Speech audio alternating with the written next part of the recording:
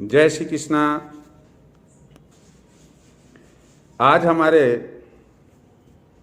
जयपुर से इकराम भाई आए हुए हैं और उनका एक प्रश्न है कि सर,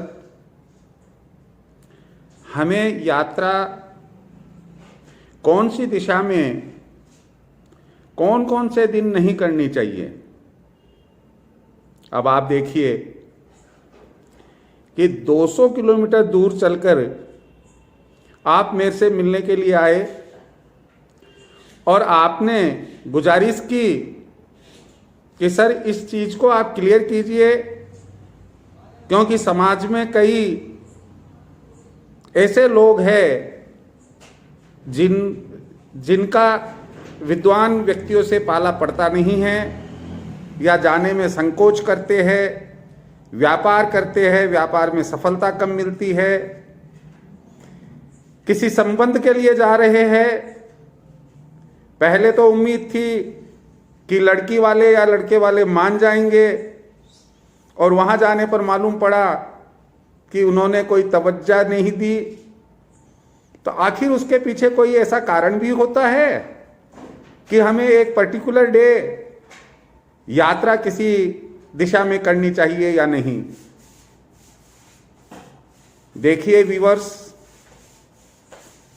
मैं आपको एक चीज बहुत बढ़िया तरीके से बता ही देता हूं कि हर डायरेक्शन का, हर दिशा का कोई ना कोई प्रकृति का देवता होता है और वह उसे कंट्रोल करता है, नियंत्रित करता है, हमारे जीवन पर अच्छे बुरे प्रभाव डालता है। अगर ऐसा नहीं हो तो हम नेचर को नहीं मानेंगे, हम परमात्मा को नहीं मानेंगे, हम अल्लाह ताला को नहीं मानेंगे और हर व्यक्ति अपना अपना अपने हिसाब से काम करेगा। हमें यदि व्यापार के काम से जाना है या कमाने के लिए जाना है या बच्चों की शादी संबंध करने के लिए जाना है तो एक दिन आगे पीछे करके भी हम जा सकते हैं। हम इस पर चर्चा करें। इसके पहले मैं आपसे गुजारिश करूंगा कि आप मेरे चैनल को सब्सक्राइब करें, बेल आइकन दबाएं, लाइक करें, शेयर करें और यदि आपके अपने कोई कमेंट्स हो तो वह जरूर दें। और आपको यह जानकर ताज्जुब होगा कि इस वक्त इकराम भाई मेरे पास में ही हैं और उनके साथ उनके एक मित्र मिस्टर अंकित भी आए हुए हैं। वो दोनों जो मैं आपसे बातचीत शेयर कर रहा हूं वो बराबर ध्यान लगाकर इसे सुन रहे हैं। अब आपको मैं पॉइंट पर लाता हूं कि देखिए, पुराने लोग कह गए हैं, विद्वान लोग कह गए हैं कि दिशाशूल नाम का एक शब्द ज्योतिष में दिया गया है। दिशाशूल, शूल मीन्स कांटा, बेरी, दुश्मन, जो हमारा कभी भला नहीं चाहता है। तो ऐसी दिशा जो हमारा किसी पर्टिकुलर टाइम पीरियड में भला नहीं चाहती है।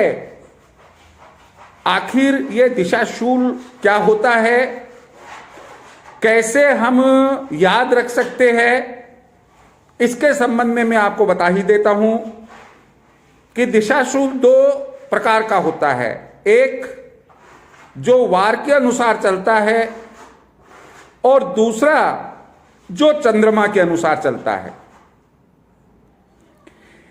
गृहस्थ जीवन में हम चंद्रमा वाले को तो इतना ध्यान नहीं रख सकते हैं लेकिन वार वाले को हम आसानी से याद भी रख सकते हैं, ध्यान भी रख सकते हैं। वार के अनुसार दिशाशूल अर्थात किस वार को कौन सी दिशा में हमें सफर यात्रा नहीं करनी चाहिए, पहले हम इस पर विचार करेंगे। शनिवार और सोमवार को पूरब दिशा में कभी यात्रा नहीं करनी चाहिए। गुरुवार को यानी जुमेरात को दक्षिण दिशा में कभी यात्रा नहीं करनी चाहिए।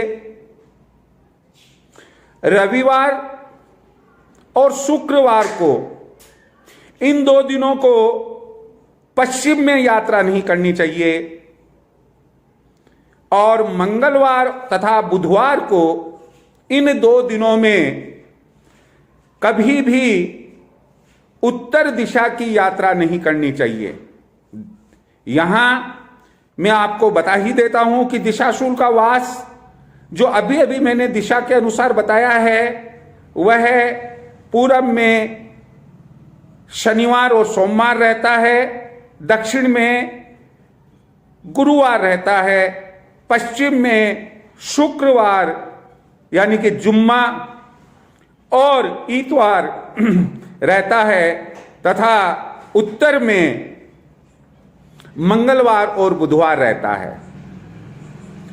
हालांकि हमारे ग्रंथों में, हमारे पंचांग में इन बातों का उल्लेख दिया गया है कि जैसे मजबूरी है कि नहीं साहब मुझे तो शनिवार को पूरब में यात्रा करनी होगी। जैसे मैं जहां से बोल रहा हूं वहां से कोटा पश्चिम साइड में, पूरब साइड में पड़ता है।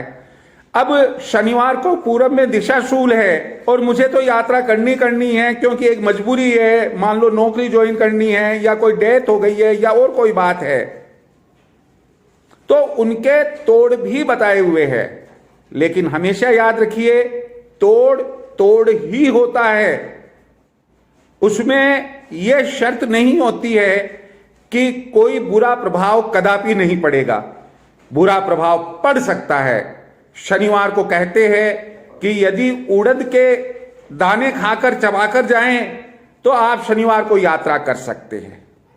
एक सभी दिशाओं में दिशाशूल का एक और उपाय बताया गया है। जैसे आपको पूरब में यात्रा करनी है और वो यात्रा सोमवार को करनी है, सोमवार को दिशाशूल होता है, तो उपाय ये बताया गया है कि आप घर से बाहर निकलकर पूरब की तरफ पांव ना करें, पूरब की तरफ ना चले, 5-7 कदम उल्टे यानी कि पश्चिम की तरफ जाए। यह भी एक तोड़ है, लेकिन तोड़ होता है। अति आवश्यक हो, मजबूरी हो तो जरूर अपनाना चाहिए। आज हम दिशाशूल का वास और कौन कौन से वार को पड़ता है इसकी जानकारी यहां दे रहे हैं। दूसरा, हमने आपको बताया कि चंद्रमा के अनुसार भी दिशाशूल होता है। अब चंद्रमा के अनुसार भी दिशाशूल होता है तो वो कैसे होता है? पहली बात तो मैं ये बता ही देता हूं कि 4 दिशाएं अपनी, उत्तर, दक्षिण, पूरब, पश्चिम। आप पूरब को पकड़ो और क्लॉकवाइज चलो। पूरब में पहली राशि मेष, चंद्रमा का वास। दक्षिण में दूसरी राशि वृषभ, चंद्रमा का वास। पश्चिम में तीसरी राशि मिथुन, चंद्रमा का वास। उत्तर में चौथी राशि कर्क, चंद्रमा का वास। अब 4 राशियां आ गई। राशियां कुल 12 है। 5वीं राशि फिर कहां से शुरू करेंगे हम? पूरब से करेंगे। 6ठी राशि आ जाएगी दक्षिण में, 7वीं राशि आएगी पश्चिम में और 8वीं राशि कहां आ जाएगी? उत्तर में। आपको ध्यान होना चाहिए कि आपको 12 राशियों के नाम याद हो। तो 8वीं राशि वृश्चिक राशि है।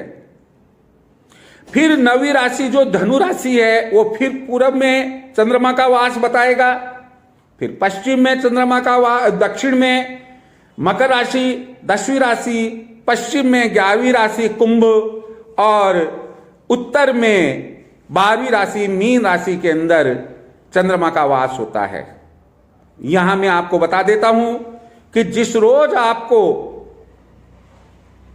यात्रा करनी है और आप चाहते हैं कि आप जिस काम से जा रहे हैं उस काम में कामयाबी मिले, आपको सफलता मिले, सक्सेस मिले, तो शास्त्रों में उल्लेख है, ग्रंथों में हमें दिया गया है, प्राचीन विद्वानों ने हमें बताया है क्या कि सम्मुख चंद्रमा और दाहिना चंद्रमा हमेशा अच्छा रहता है।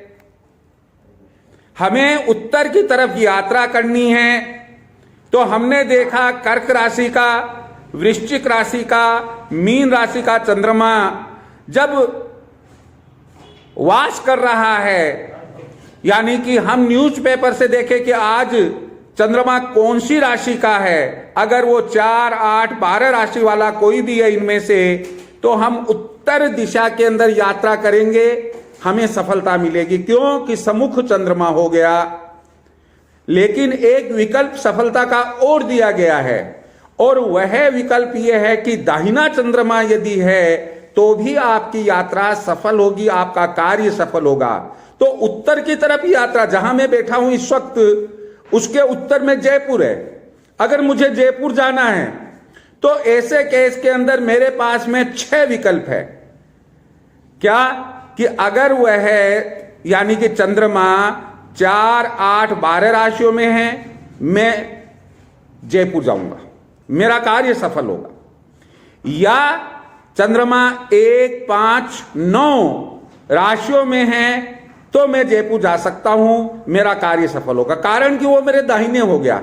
इसका मतलब बाकी 2 बचे, एक पिछवाड़ा यानी कि पीछे का चंद्रमा और एक बाएं का चंद्रमा। ये हमेशा हानिकारक होते हैं। कभी भी भूलकर जब पीछे चंद्रमा वास कर रहा है, हमें उसकी उल्टी दिशा में यानी कि उत्तर में तब नहीं जाना है जब चंद्रमा 2, 7 और 11वीं राशि, क्षमा चाहूंगा मैं यहां पर, 2, 6 और 10वीं राशि के अंदर अगर चंद्रमा का वास है तो वो दक्षिण दिशा के अंदर होगा। मुझे जयपुर की यात्रा नहीं करनी चाहिए। उसके बाद में 3, 7 और 11 राशि के अंदर चंद्रमा यदि चल रहा है, भ्रमण कर रहा है और मुझे जयपुर जाना है तो मुझे नहीं जाना चाहिए। क्यों कि वो मेरे बाएं चंद्रमा होगा। इस प्रकार आपको ध्यान रखना है कि जब चंद्रमा का वास सम्मुख हो यात्रा में या दाहिने हो, हमारी यात्रा सफल रहेगी। एक बात जो वार के अनुसार दिशाशूल था, वहां मैंने आपको यह तो बताया है कि सम्मुख दिशाशूल कभी भी हमें सफलता नहीं दिलाएगा, लेकिन अगर दिशाशूल हमारे पीछे है तो वह जरूर हमें सफलता दिलाएगा।